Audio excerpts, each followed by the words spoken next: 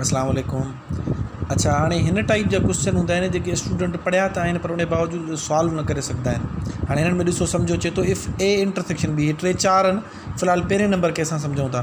चए थो जेकॾहिं ए इंटरसेक्शन बी बराबरि आहे ख़ाली सेट ते, तव्हांखे मां ॿुधायुमि त ख़ाली सेट ॿिनि तरीक़नि सां लिखिबो आहे, या हीअं लिखिबो आहे या हीअं लिखिबो आहे। ठीकु आहे, हीअं लकीर हूंदी या वरी हीअं मथां सिधी लकीर हूंदी, ॻाल्हि साॻी आहे। हिन खे छा चइबो आहे? ख़ाली सेट।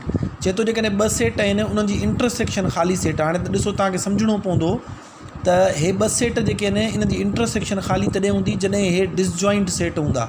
कीअं? जॾहिं हिननि में को मेंबर साॻियो हूंदो ई न तॾहिं ख़ाली सेट बीहंदो न, यानी ए ऐं बी जो को बि मेंबर साॻियो न हूंदो। मिसाल था वठूं, ए जा मेंबर आहिनि 1 2 3, ठीकु आहे, वरी बी जा जेके मेंबर आहिनि उहे आहे 4 5 6।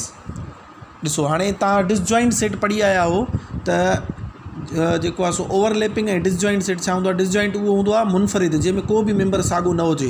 हाणे हिन में तव्हां ॾिसी सघो था पिया त ए ऐं बी पाण में छा आहिनि? मुनफ़रिद सेट आहिनि, डिसजॉइंट सेट आहिनि।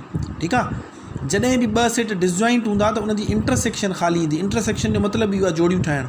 हाणे जेकॾहिं तव्हांखे मां हिन जो टास्क ॾियां त ए ऐं बी जो तव्हां इंटरसेक्शन करायो त तव्हां ॾिसो जवाबु छा ईंदो? ख़ाली सेट ईंदो। हाणे हीअं लिखो या वरी हीअं लिखो, ॻाल्हि साॻी आहे।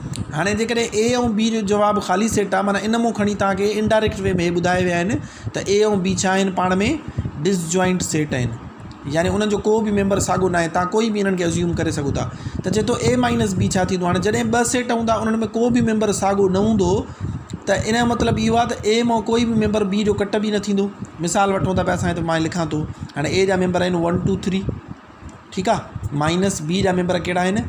मिसाल 4 5 6 आहे। ठीकु आहे, हाणे कट करणा हूंदा न हेॾो वारा। ॾिसो 4 हेॾे आहे जेको कट कयूं, न 5 बि हेॾे न आहे जेको कट कयूं, 6 बि हेॾे न आहे, त जवाबु छा बचंदो? 1 2 3, जेको ॾिसो साॻियो ई आहे ए वारो जवाबु। इन जो मतिलबु आहे जेकॾहिं ॿ सेट हुजनि